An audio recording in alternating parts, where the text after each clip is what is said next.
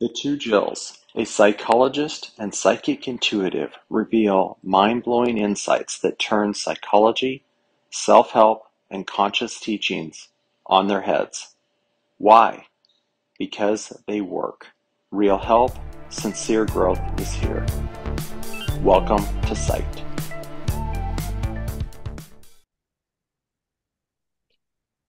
Hi, Jill. Hey Jill, how are we today? Good. How are you? I'm doing good. I'm doing really good. We've had a couple of weeks off, I guess, from recording. So this is like getting back after travels and it feels actually really nice. All right, so topic for today, let's tee it up. On Psyched today, we are going to be talking about overcoming overwhelm. And this is, I don't know if it's the season, I have no idea, but this is a topic right now that I'm getting from everywhere. People are having a lot of trouble making decisions. And these are just people in my orbit, people that I'm working with, people I'm related to. And there's this, this sense of overwhelm, and it's creating frustration and inertia. And so we thought today, if we would talk about overwhelm a little bit and maybe figure out where it's coming from, what's causing it, how we can work with it, and maybe some strategies to kind of bust through it, to get a start to bust through it. So I think maybe the best place to start is discussing what is overwhelm, where does it come from, and how the brain really plays a role in creating overwhelm. So Yeah, you want to I'll begin with take a that? first stab at that. Yeah. And I definitely, I think I'm probably like everybody. I have those moments of feeling overwhelmed, and I'm normally a kind of pretty good juggler of a lot of different things. And then there's those times where I just start to feel it. To me, it feels like the air is kind of being sucked out of the room. I start to feel this tension and nervousness and a sense of self-doubt and feel smothered. It's like, oh my God, what am I going to do? Now I've really gotten myself in a situation because part of it, I do have the self blame of if had I handled some of these things as they were coming and not let them pile up, I wouldn't be in the situation of overwhelm. So for me, there's that part. But I feel like what's really going on is a sense of doubt in yourself that the brain is saying you're past your limit, girl. Like you're not going to be able to figure this out. So the overwhelm comes from insecurity, lack of self-confidence. Yeah, I guess I just want to start there and hear your answer to that, Jill. I think that's a huge part of it. And I think that there's almost a chicken and egg here, right? I don't know if the insecurity creates the overwhelm or if there's something happening in the brain before that, that the output of that ultimately ends up being insecurity, right? So it's a really interesting question. I think what happens when the overwhelm starts to come on is that there is a decision sometimes that has to be made, or a deadline that's approaching, and we read too much into it. Let's talk about a decision, for instance. If we're trying to make a decision, the brain tends to say, well, let me look at my options. By projecting into the future, the brain cues up some options. If I make this decision, it goes that way. If I make this decision, it goes in another way. And then we're left kind of assessing those two routes. And often that kind of projection, that not knowing which road to take, I think that's where we become insecure. But it starts from this idea of projection, and maybe it also gets dovetailed into, I need to make the right decision, which makes this a bigger decision than it probably is. And it stops you from trusting yourself, again, deepening that sense of insecurity. So I think we put too much into the decisions that we're making, or we're trying to solve too many problems with one decision.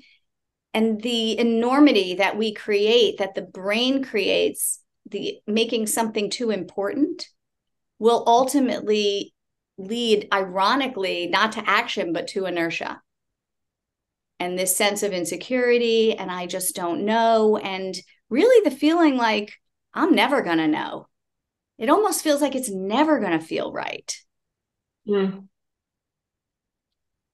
I think this topic for some reason in particular I'm relating more personally than some of the other ones we've done over the podcast so far.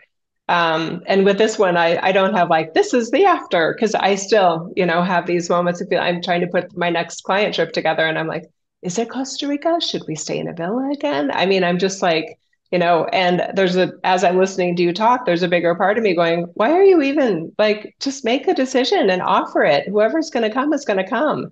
These decisions you're delaying over probably don't even matter to the degree that I'm making them matter. Yeah. And I think I love the way you just said that, because I think one of the parts of this is the overthinking that's involved when we get into overwhelm. I think that ultimately, if I could make an equation, I would say overwhelm is overthinking. And I think what we're doing is we're not checking in with ourselves. We let this autopilot happen, this process that we go through. This is not the first time we've ended up in this inert decision-making space or this insecure decision-making space or feeling like we have a big decision to make. It's not the first time that we've gotten here. And in some ways, we let this process go every time. And the one thing that's missing, I often feel when I come back online, is what do I want? I really have ceased to check in with myself. I've almost checked all the boxes that I need to check, but I forgot to really ask myself, is this important? Am I making this bigger than it needs to be? The other piece is you forget the process that after you make one decision, you're making another decision. You never stop making decisions, but somehow the brain is saying, this is it. This is the biggie. This is the one decision that's going to determine the rest of your life. If you're ever saying that to yourself, shake yourself by the shoulders and wake up, because that's just not true. You make a decision and then you make another one and then you make another one. You're never stuck with the decision that you made. It's never final, but the brain says otherwise. If we let it, right? I said right. Did you? I just. I'm going to edit that out, so I don't edit it out. I want to pull back the curtain here. So Jill and I were talking beforehand, and I'm sure those of you that are regular listeners recognize I say right all the time, and Jill noticed that she says right too. So we were kind of editing ourselves in terms of like, what is the tone of our saying right? Does it depress conversation, or does it invoke more curiosity? So anyway, please don't edit that out, Jill. I think all right, I'll leave it in. That's an aside, sidebar. So the other thing that I'm sensing as you're talking about overwhelm is a lack of trust and a lack of action, a lack of productivity. So that I think you're right. I love your term about the chicken and the egg, because then it just starts really spiraling. Oh my God, I should have, I'm really months behind, and then there's this, for me, sometimes this paralysis of just like, well, now it really feels like a mess, and I'd rather just watch something on Netflix right now than 100%. start hacking away at this thing and get something done. I also noticed you go ahead, Jill. No, along those lines, we're saying you have to prepare and make a decision in advance because we're afraid that a decision we make could be impulsive. And so on the one hand, we're afraid of making a decision too quickly. And on the other hand, we're like, why can't I make a quick decision? Mm-hmm. And all the parameters that we put are interesting to look at too, like the guideposts there, because this idea that if you just feel something and you're ready to make a decision, a lot of times people will not go with that, calling it impulsive. And what do? They throw it back in the thinking bin, and then they start overthinking it.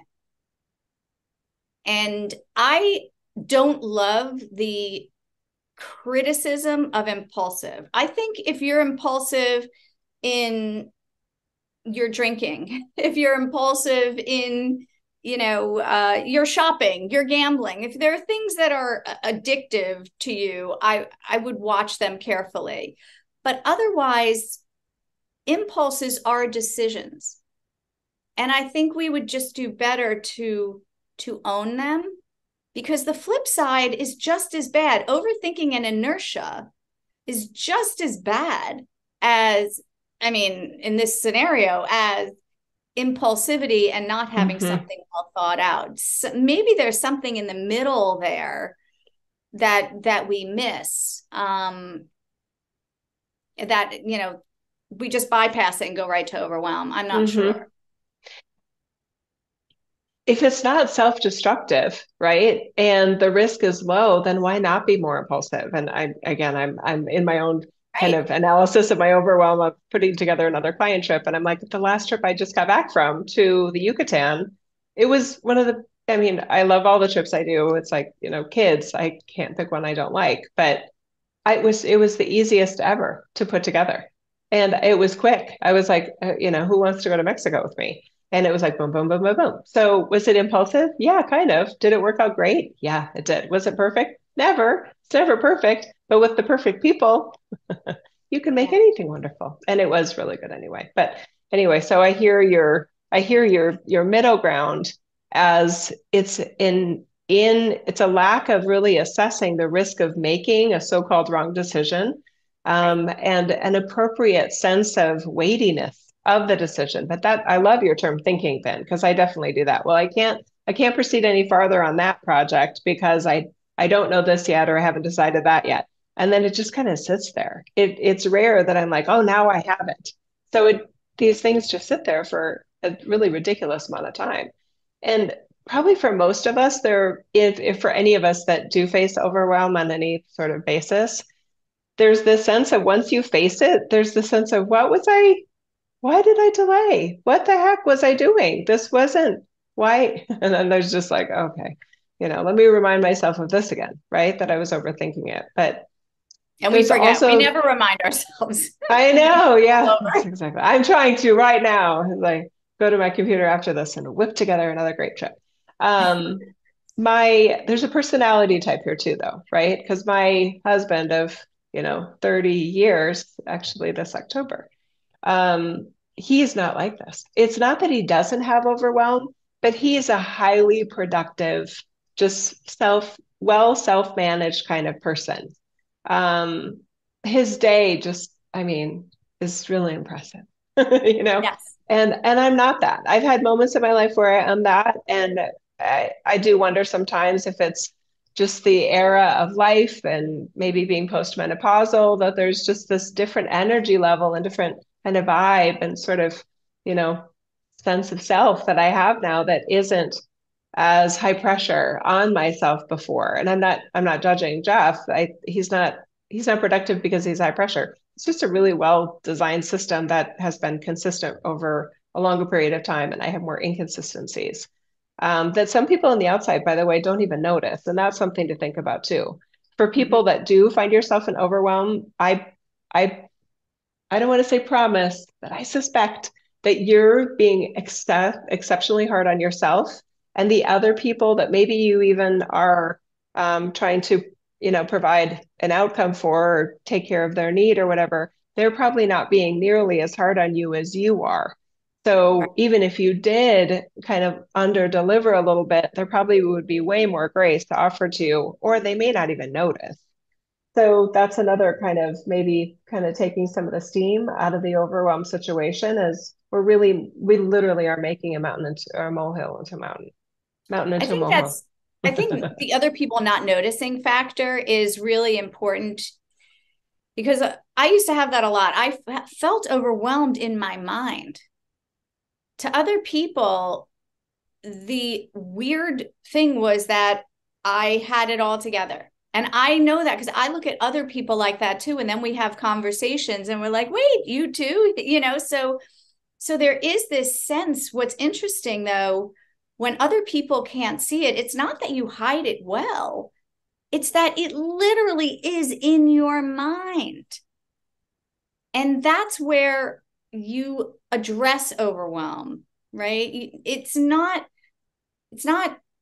as, sometimes if you're in overwhelm, let me say it this way, and you have an incredible, and you're just inert, you are stuck, and there's nothing you can do. In those aspects, I say, take action, take any action. And I often will advise, don't take action with the thing that's causing you the inertia. Take action somewhere else. Because to me, that's just, we're working with the brain. And when you're rebooting a brain, you don't have to reboot the exact part that's bothering you. You just have to come online somewhere. And the brain is very good at letting that fall, sort of flood your whole brain. So if people are asking me, Jill, I don't know which decision to make, I'll say you're not ready to make that decision yet. But if you're feeling very stuck, let's just move on anything. And I'll ask people to address some habit they have and change it. Mm-hmm. And the reason that I do that is, so one of the things I do often is I'll fall into, over time, a coffee habit. And when I wake up in the morning, I look for the coffee. So I'm already primed at how I'm waking up. My brain is already focusing in on that coffee, which means I'm not focusing on the newness of the day, if you will. I'm already streamlining myself. So I, a lot of times, will just, if I'm feeling inertia, I will give up coffee, or I'll take a class, or I'll, a workout class, or I'll just do something that sends my brain in a different direction, that breaks some of the habits that I'm stuck in, because inertia has become, when you're overwhelmed, a habit. So that's just one of the hacks I use. Beautiful. I've heard you say similar things, Jill, actually, that you also start moving in any direction. Yeah, make a decision, make it anywhere. And I like, this is a nice twist, though, that you're offering of, it doesn't have to be related to the specific deliverable or decision that's overwhelming you. It could be action anywhere. So I'm thinking of, did I make the bed today? Do the cat boxes need cleaned? Something tangible that my brain, like you said, it kind of gets in the groove of productivity and functioning versus overwhelm. Because if you distract the brain to something productive, it really doesn't, then it's busy doing something else other than overthinking. So I like that. Yes, exactly. Going on a walk, whatever you feel like, if you made a to-do list of your favorite you in that day, just hammer away at some of those, and then maybe go back to the issue and be like, okay, so what do we got to do here? The other part I'm thinking about is rebelliousness. There is a part of me that I have vivid memories of being a kid in English class, and I was a pretty good writer, and I really resisted structure. I wanted to be more spontaneous in my writing style, so I really hated it when the English teacher would say, I wanted to outline, I want the first paragraph, and I'm like, I don't do it that way. So it's possible that there might be some subconscious rebelliousness towards some deliverables where you feel like maybe you didn't set up the deliverable or the thing you had to do and somebody else did. And there might be that little bit of passive aggressive that ends up being self-sabotage, because the only one you're harming in the situation is you. If it's something that really does need to be done and somebody really is counting on you to do that. And it's a fair thing that you said yes to. Anyway, so there might be a little bit of the self-saboteur in there. I definitely have that. I have it too. And I think where it comes out is it creates this sense, it is an overwhelm in that I'm putting an obstacle in front of myself. And then I have to get over that obstacle. And I have come in recent years just to check in with myself on that and say, do I care? That is the thing that saves me from overthinking all the time. It's this either rhetorical, why do I care? In most instances, I actually don't. And that's something, I don't know how to help people get to that space. There's this, of course I care, I'm supposed to care, I have to care. But then there's a deeper layer of, wait a minute, do I care? Who's telling me that I care? Did I learn that somewhere? Like, you want to go a little deeper than that first line of defense, which is like, everybody cares when they pick their next job, Jill. Everybody cares when they, have to make a decision about where they're going to live. Everybody cares about these things. And it's not that we don't take them seriously. It's just that we are much more adaptable and easygoing, and always having the option of the next choice. So the impermanence of that really does help me to say, this doesn't matter the way I'm making it matter. And I used to do this, where are my kids going to be happy? It really undermines, it's not a good way to look at them, to think that if I don't make the perfect home or the perfect decision in every place I put them, that I could be causing harm. It really undermines the sense of self. And you could see where the insecurity, how that would relate to an insecurity. It really conveys the message that I'm not okay if I don't get this right. That's not true. It's just not true. But that's a huge fear, and it does create a lot of inertia. You're afraid of your decision-making power. Yeah. And afraid of the uncertainty as well. Just for some people, uncertainty alone is overwhelming. And I really hope that anyone that identifies with that really does get the assistance and advising and support that you deserve, because life is filled with uncertainties. So the brain can trick itself into, it's only this uncertainty that's a problem. And then once I get through this uncertainty, then I'll be certain of everything, which is a complete deception. So the brain can be rewired in that way, and you can operate completely differently. This factor of overwhelm and shutting us down, the other strategy that works really well for me is just being really honest with myself and honest with another person. If their process is hindered by my delay or by my overwhelm, just literally saying to them, look, I know you're counting on me to make this decision or get this done, and I just want to let you know I'm stuck. I'm feeling overwhelmed, and I haven't figured out why yet. And sometimes just owning it just frees up a conversation with whomever these other stakeholders are, where they can say, "Oh, what's going on?" And maybe they have some ideas, or maybe they're like, "You know what? I can make that decision for you. Do you want me to do that?" I mean, there might be more of a team aspect to this than you had initially anticipated. Yeah, I think honesty is a huge part of this. I think people are embarrassed, right, to feel overwhelmed. There is this sense that I should be able to do this. I should be able to do better. And as you and I have discussed before, that conversation is really what it's all about, not pretending that we're not overwhelmed. Those conversations that are vulnerable like that are so important. And we don't like to have them. We feel like we don't do well with them. We look at them as deepening the insecurity that we've been discussing, rather than sort of nurturing ourselves in some way by having those conversations. So I think it's a very complicated space. And the last thing you want to do is be vulnerable when you're feeling insecure. Like, that's not a match that people really invite. Yeah. And it's unfortunate, because there's so many people who are willing to help us. It's really surprising that I really believe that more of us want to be helpers, and we're just waiting for people to ask. And a lot of time we're not asked. And yeah, so I would take advantage of that. I think that's a great thing to bring up. I would take advantage of the goodness of people. I would. Not in a usurious kind of way, but in a Openness. allowing them to offer you a hand. And the willingness to receive from another person.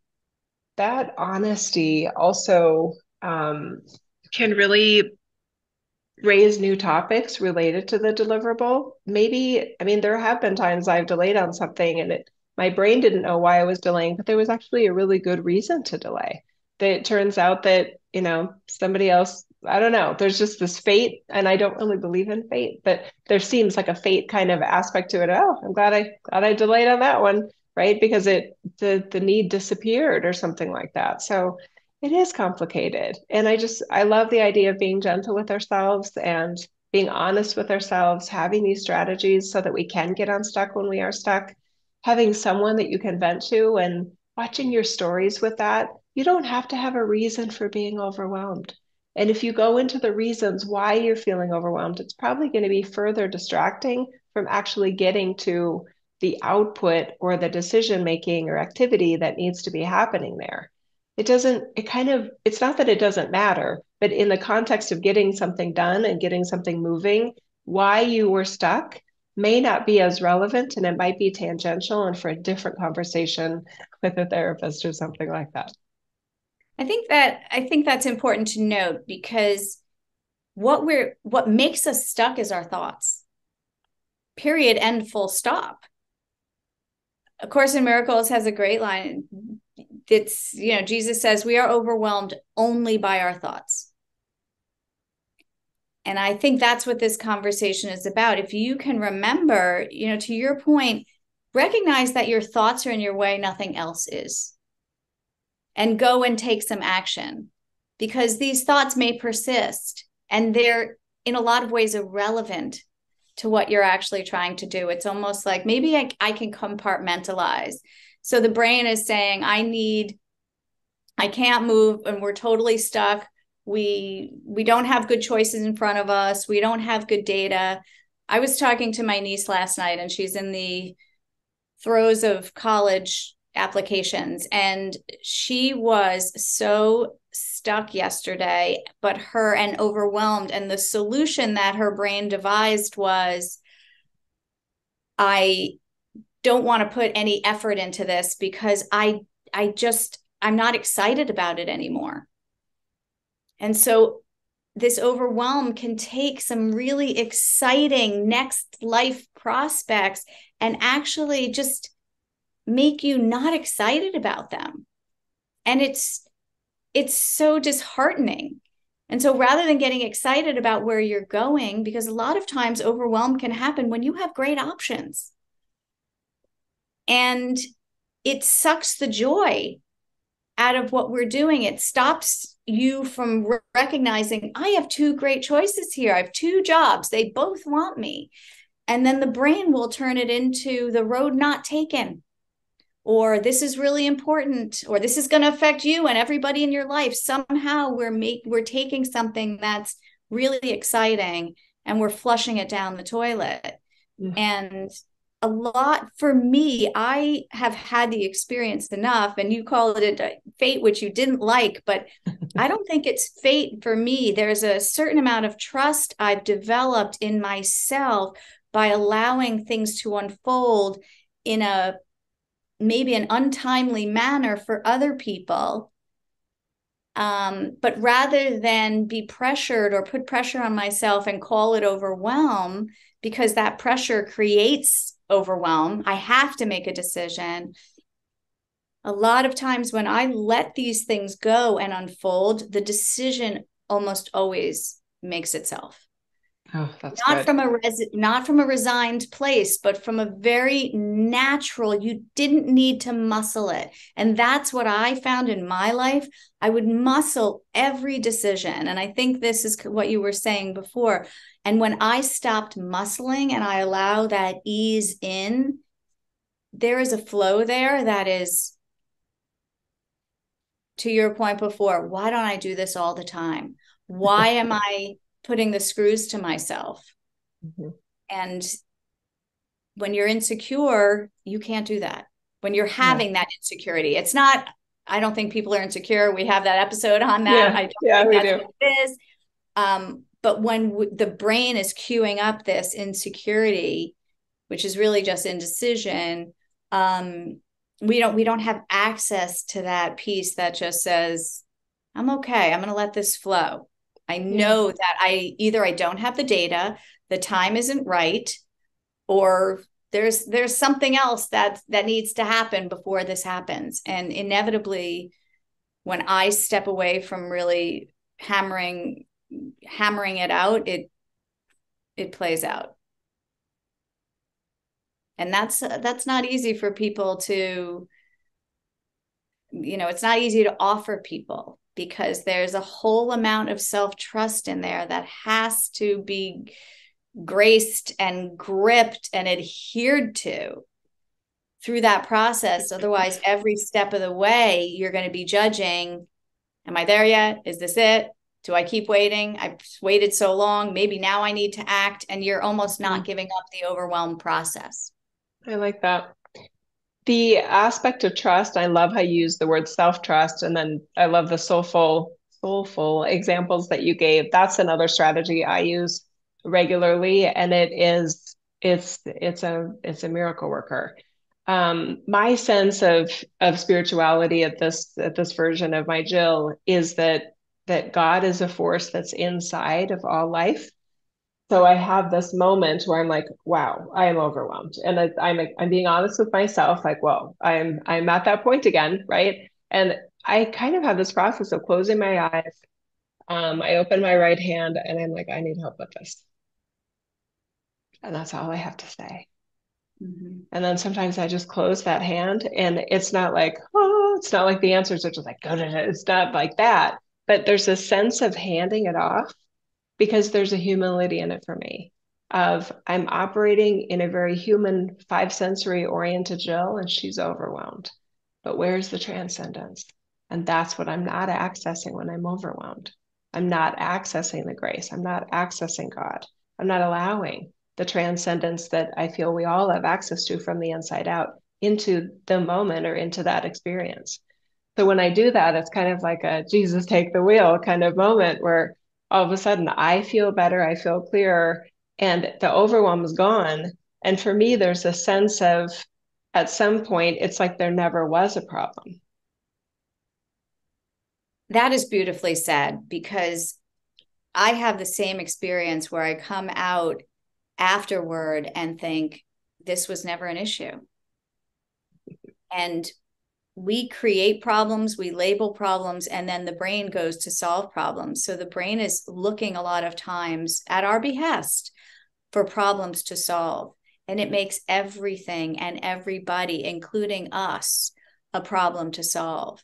And if you can stay out of labeling something a problem, you really stay energetically more in the flow of what's going on, rather than almost crystallizing a problem, because that crystallization becomes an obstacle to you. It becomes something that every thought hits and bounces off of. And it's very fixed. And I think we keep, interestingly, through this process of overwhelm, we keep adding layers to that problem. So this thing, which we called a problem, now is just like the snowball going down the hill, getting bigger and bigger as it rolls down. So I think that we can say, this isn't a problem. The brain is seeing it as a problem. It's making this dichotomy. But it's also, when I see that I have a problem, you go into a defensive mode. You just do. And a defensive mode is not a powerful mode. It's not a transcendent mode. You can't access your transcendence from this very closed, constricted, defensive, oh my God, I'm just preparing to be harmed in some way. Yeah. The other part, well, you go ahead, Jill. I'm sorry. No, I'm done. The other part, perfectly related to what you were just saying, is the other item I'd add on the list is focus. When the brain thinks that the way to solve a problem is through honing in with laser focus on what it thinks is the problem, it's missing the key ingredient to problem solving, which is openness and curiosity. It closes in versus opening up. And to me, that's why the closing of the eye, and I need help with this, asking what I look at as the inner power slash higher power, is traditional terms, higher power, of source energy and transcendence, to literally turn all of my systems more open towards, let's just feel what is and what is happening, and let's see how this goes and respond accordingly. I think any of us as parents have so many examples, and I love the example that you gave earlier of your niece. And oh my gosh, I mean, there's so many points in anyone's life where we are like, oh, this could be a problem, or that looks like a problem, or to the young adult feels like a problem. And it just, our brain is so good at misidentifying things. My youngest daughter got her wisdom teeth out 4 days ago, and she was anxious. She's never had a procedure where she needed, where she was unconscious for it and sedated like that. So she said, I'm nervous. And I was texting her the night before, and I can't remember what I said. I said something to the effect of, I mean, she's in the house, but sometimes we text when we're both in bed about to go to sleep. I said, just because you haven't done it before doesn't mean it won't go perfectly. Yeah. And I think Brain I was doesn't keep hoping up. that those words would just help her relax, because the brain can't see that. The brain isn't good at seeing that part. No, it's a little bit more of a doomsday machine than it is, yeah, this is going to be great, you know. And, social media doesn't help either. I think one of the things, the wisdom teeth is a good example. In the absence of knowing what it is, and we can't know because it's new, the brain makes up the experience. So a lot of times I feel when people come to me, they're like, I don't know what to do about X and Y. And I said, my first thing that I say is, when in doubt, don't. But I also feel people want to make decisions before they're ready. So the brain tells you you should know. And in doing so, it prevents you from being curious, like you said, or actually collecting the information that you need to get comfortable to make the decision. So even as an example, my daughter was looking at a new job the other day, and she was very excited about this job. And then another job came online, and she interviewed for that as well. And she was excited about that one too. Then the brain kicked in and said, oh no, now we have a problem. It didn't say, wow, you have two good choices and you can't lose. It says, now you have a problem. And she started spiraling on that. And then she's like, I have to choose. I need to know. And my response to her was, very cart before the horse, my dear. You don't have the data you need to make a decision. You need to first make some calls, figure out what the differences are, figure out what you need, ask those questions. So there's an overthinking element to overwhelm, which is bereft of data. And it's churning material that the mind has produced, thinking that you have all the data you need to make a decision. That's incorrect. So don't mistake what the brain has produced for actually going out and getting data. In the case of my niece, she's like, I don't know what school I want to go to. I'm like, you have no information. Did you talk to a student? Have you called admissions? Did you go on an overnight? She wasn't even in the space where she was considering those things. So this is something, we all do this.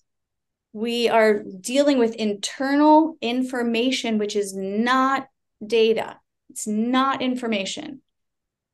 It's made up. It's, in a lot of times, scary, and it's circular in a lot of ways. But put that aside and understand that you don't have enough data. It's not that you can't make the decision. And the reason you're not making it is because you don't have the information, but your brain isn't telling you that. Your brain is telling you, you should be able to do this. Beautiful. And then even when you do have that information and you checked all the boxes that are possible, there's still going to be uncertainty. there's still going to be risk. So the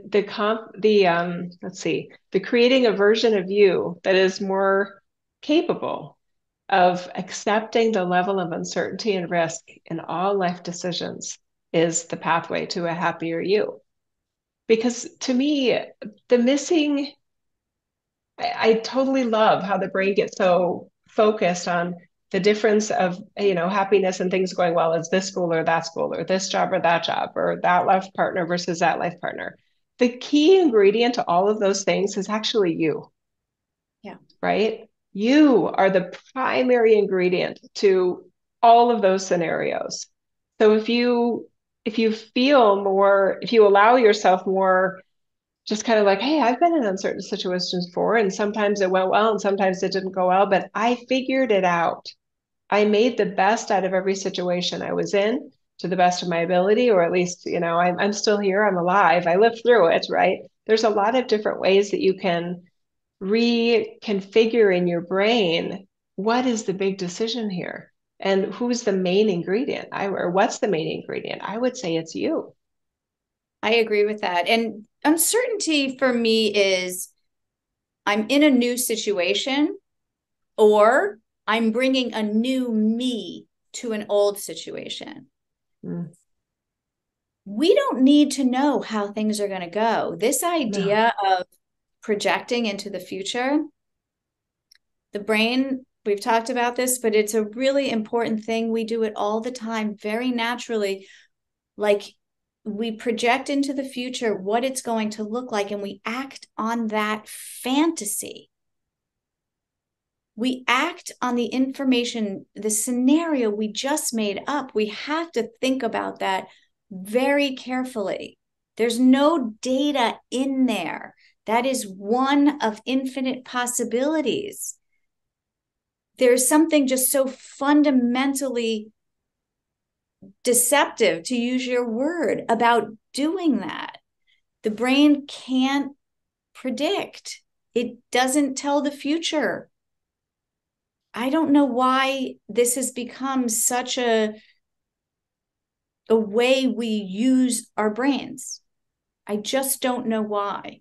I don't think it serves us. Under very few circumstances does that serve us. Yeah.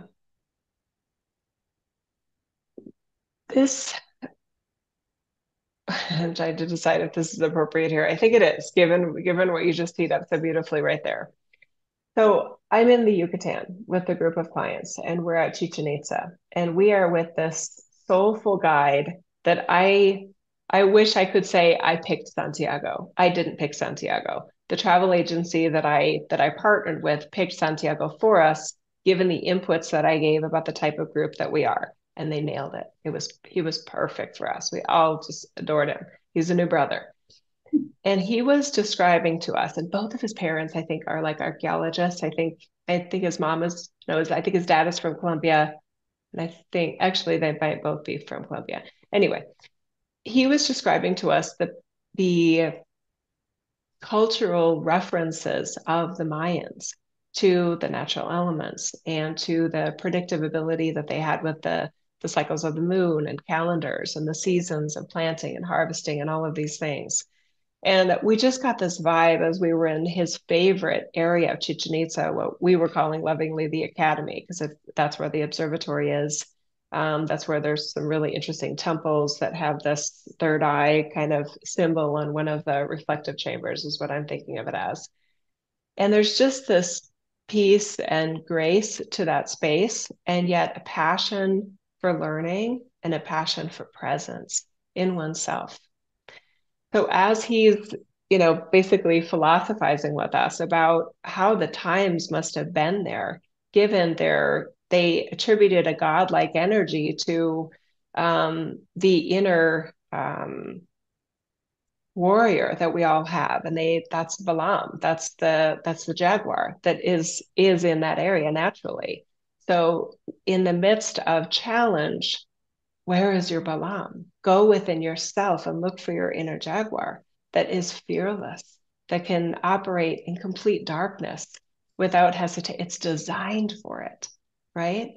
So as he's telling us the story, I'm wondering about how much of our lack of an inner jaguar, our lack of Balaam, and modern day times, that there are so many factors that we are pretending we need to know, versus in a Mayan culture, it was, okay, yep, the sun is here. So yeah, now it's time to plant. Now it's time to harvest. There was a simplicity to it. And here's the important word. There was a predictability to it. We have attributed so much of our sense of success, enjoyment of life, and sense of fulfillment on things we have no control over and that we cannot predict. So all of that creates an incredible, overwhelming amount of uncertainty to our human systems that is naturally, functionally overwhelming for most individuals. Yeah. So what is the remedy? We're not Mayan. We're not in that era of time. We are in the present time. And I do believe we are making it harder on ourselves. I can't simplify the world. I can't pretend I don't care who our next president is or who my state senator is. I do care about those things. But the main ingredient to my sense of enjoying myself, my sense of fulfillment, and my personal sense of success is not those things. It's me. I don't think there's enough recognition of, I think we've outsourced way too much to the brain, and it has been to the expense of our inner jaguar, if you like. I don't think we're operating naturally. I just see the sun is like on my face right now. It's kind of beautiful though. But I don't think we're operating from that base and then using our mind. I think we're almost all up here in the mind, and kind of getting lost in there. Maybe that is what the connection is we're trying to make, that's just a little bit more grounded, because this left ungrounded is overwhelming. Our thoughts can make us crazy. Let me put it differently. We can use our thoughts to make us crazy. We are the person controlling the brain. Your brain is not your boss. This is, you set your thoughts on a course. And many people don't feel that. So when the course is chosen, they go with that. And it really can. And I can think of nothing more overwhelming than giving the reins over to something that doesn't know how to drive. Yeah. And I think that that's really what we're doing here. So when we're saying even uncertainty should not have a one-to-one, should not have an equal sign with fear. It shouldn't have a equal sign with this is a problem. Uncertainty is not a problem because, to your point, of who we are. Uncertainty is not a problem, but to the brain, it is a problem to be solved. And it's one of those, you could see how there's no solving that X. There is no solution there. So to recognize in your own journey of overwhelm is that you're trying to solve for uncertainty. That's an unsolvable equation. It is. And these are just things we're saying them to wake up to the illogical thinking behind the process that creates overwhelm. It's really illogical thought that creates it and perpetuates what it's created. It's a closed thought system. That lack of foundation, the lack of a base, when you were talking about how so many of us, so much of humanity feels like it's kind of all brain at this point. I definitely get concerned. I don't feel overwhelmed by it, but I definitely get concerned about that sense of a lack of foundation, a lack of a functioning belief system that can root one more fully within themselves, where they become the primary ingredient, not what college they go to, not what job they have, not what partner they're with or not with. Not what their past was or wasn't, that they're the primary They're the primary force and source of functioning in our lives. And that it doesn't eliminate the uncertainty, but it also doesn't need to eliminate the uncertainty. Uncertainty is risky, but it doesn't mean guaranteed failure. It just means not knowing how things are going to go. Yeah. And to some, that's excitement. True. Right. And when you say, that sense of self, the way you were describing it, I don't know if you would agree with this, but I'll offer this up. I think because we're so confused right now about identifying with our beliefs, when we're talking about that base of who you are, it is not actually your belief systems that we're talking about, at least not for me, right? It's not political. It's not even moral. There's something deeper in there that's just you, right? Without all of those other things that we're talking about today, very much so.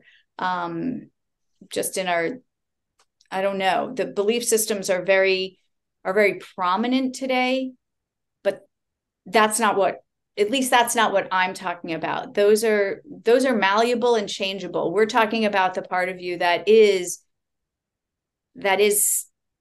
ever present, solid, unchangeable, and is just always there with you, for you, as you, right?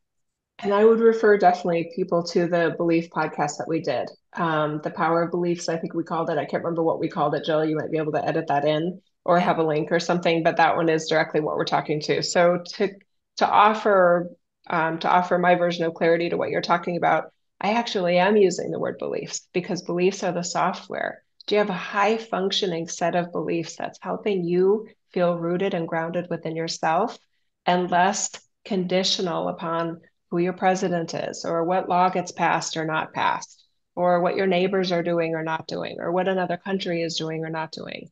So if your belief system is, I am my politics, I am my social, social preferences and those kinds of morals, then you are totally dependent on systems that you have no control over. Okay. Yeah. Good.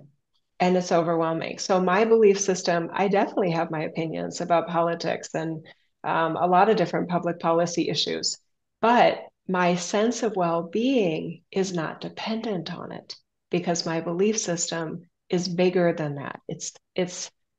It's not dependent on that. It's more infinite. It's more timeless. It's more eternal, and it's entirely rooted in source energy, and it works. Yeah, that is very clarifying and very well said. And I thank you for that because, some of these things are hard to tease out. We only have one language, and a lot of times there's a sense of consensus that's not a consensus. And, we say words, but they have different meanings for different people. And so sometimes, it's hard to get these concepts. So that was very well articulated. So I think, yeah, go ahead. I'm going to forget this if I don't say it, Jill, so I pardon my interruption. For your niece, it might be fun to tell her 20 years from now, you're not the person that went to that. You're not the college that you went to. You're the person that went to that college. I love that. And Changes I'm also the story. telling her, I think when we're trying to make decisions, we're making them from who we are right now. And that's a huge problem because tomorrow we're going to be a different person. So we're projecting into the future about what we like now. Well, right now I like to play sports. Right now I like to do this. So I want to go to a place that allows me to do those things. But baking that in is not saying, looking forward and saying, what am I going to take advantage of there? It's saying, what can keep me comfortable as I am now? So there's an inherent piece there it's just the brain is blocking out growth. It's blocking out possibility. It's blocking out excitement and newness. And it is saying, this is who you are now. and you're going to take this person to college, so make sure the college fits this person. And that is not what we're trying to do. We're trying to leave such a wide berth for ourselves to understand that we have no idea who we're going to be tomorrow. And that's really cool. And that's fine. And we don't have to know that, but I don't want to, yeah. So she's just in a very interesting, I don't know if it's the same for adults or if it should be the same for adults. It should be the same for adults, Jill, right? We're not making decisions based on who we're going to be tomorrow.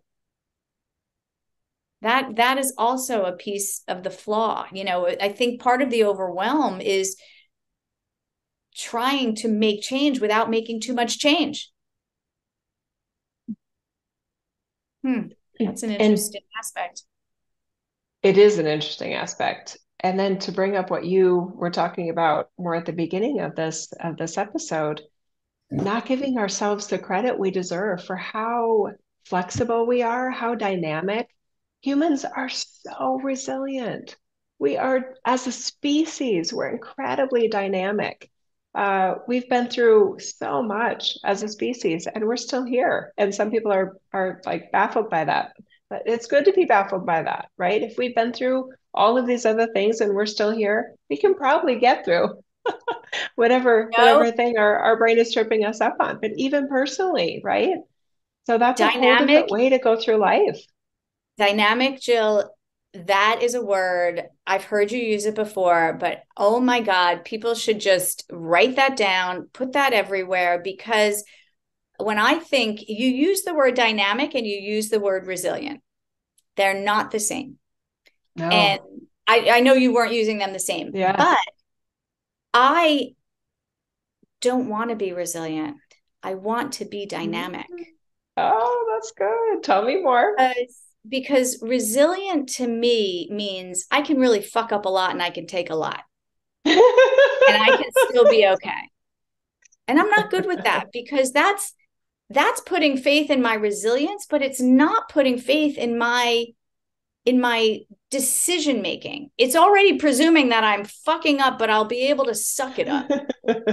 I don't like that at all. I'm actually taking resilience, I'm putting it in the toilet with insecurity and some other things. It's out of here.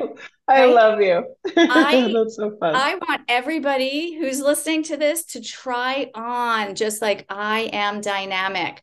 I don't need to know what this is. I don't need to feel secure. I don't even need to feel comfortable, because I am dynamic, not resilient, right? Resilient has this undertow that I do not like.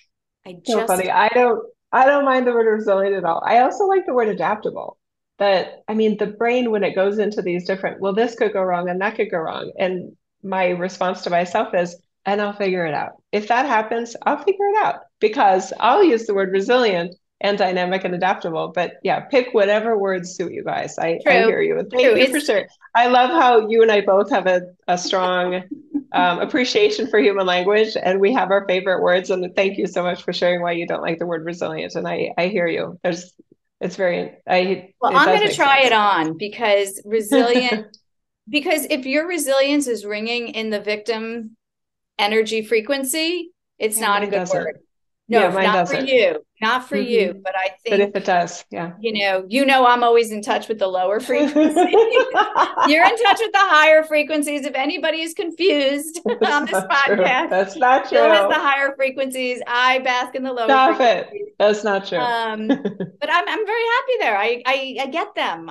They understand. We understand. I do too. So I think, just to wrap up, I think we should just kind of crystallize some of the takeaways, from this. Of course, dynamic is one, and I'm going to run around just for a week and just see. Whenever I end up in a situation that's piquing something, I'm actually just going to be like, I am dynamic. It's a very powerful word to me. And I think it's powerful because I don't have any association to it. It's not a word that's really tainted by a lot of other people's energy right now. It's a pretty clean word for me. So I'm going to run around with I am dynamic, and I will let you know how to go listen to another podcast. Yes, do. But I think just, for takeaways for me, it's just, I think, understanding that you're overwhelmed by your thoughts, not the things that are going on in your life. And if you can stop trying to, what I say, move the deck chairs on the Titanic and get back to watching your brain and your thoughts and how they're propelling a lot of angst, I think that's the biggest aspect of this. It's like, you don't really need to change much in your life to make a massive change in your life. I love that. I think the takeaway I'd offer is for anyone that is feeling overwhelmed right now, I'm confident saying that you are underestimating yourself. Have you close your eyes and put your hand on your heart, or open your right hand and say, I need help from any sense of higher power, transcendence, gloriousness, God, Allah, whatever you want to look at that as. Have you done that yet? And if not, please do. And then just give yourself a breath. Do anything. Have you made your bed today? Did you brush your teeth yet? I mean, do you have cat boxes that need to be cleaned? Just get into some sort of emotion where you are doing something that to you feels productive, that might engage more of that energy of productivity and decision making towards anything that you've been feeling stuck on or feeling overwhelmed by. It's very possible that by tomorrow at this time, whatever's overwhelming you right now might not be as overwhelming and may not be overwhelming at all. I love that. And I like that small changes when you're in overwhelm are the way to go. You don't tackle the big kahuna when you're feeling overwhelmed. You go small and consistent, and it's remarkable. So I love the examples, like make your bed, change the cat litter. Those are really good examples. And you and I have discussed this also. It's like the things you do every day are the things that really make the change, not the one big decision that you're fretting over, honestly. It's the things you do every day, which really, puts the ball in motion. Yeah. It's a great way out of inertia. The other additional amplification I want to make is to one of the points that you made, Jill, the fantasizing that the brain does. No college is going to be perfect. No job is going to be perfect. No house is going to be perfect. No town is going to be perfect. No trip is going to be perfect. No life mate or friend or child is going to be perfect. And it doesn't need to be. And it doesn't need to be, because we're dynamic. We're dynamic, damn it. You can handle somebody else's or some situational shortcoming far better than you're giving yourself credit. Just make the best decision you can with what you know. If there is more research to be had, then go get it, right? And then make a decision, commit yourself to that decision, and handle any shortcomings as they come, if they come. And that's a beautiful thing. Once you make a decision, do not look back. That's another brain destabilizer, creating insecurity, creating doubt. Did I make the right decision? Once you make it, don't look back. Fully commit. Yeah. Fully commit yourself. Fully yourself. Commit. Yeah. You're not fully committing that person or, whatever the decision is. You're fully committing you, that you made a choice and you're going to fully embody it and be your best you in that moment and just see what happens. That's what life is. Seeing what happens. I love this statement. In an active way. Exactly. Okay. So you don't have to make the right decision. You just have to make the decision right. Ooh, I like that. Yeah. That's good. And then you don't have to worry about it.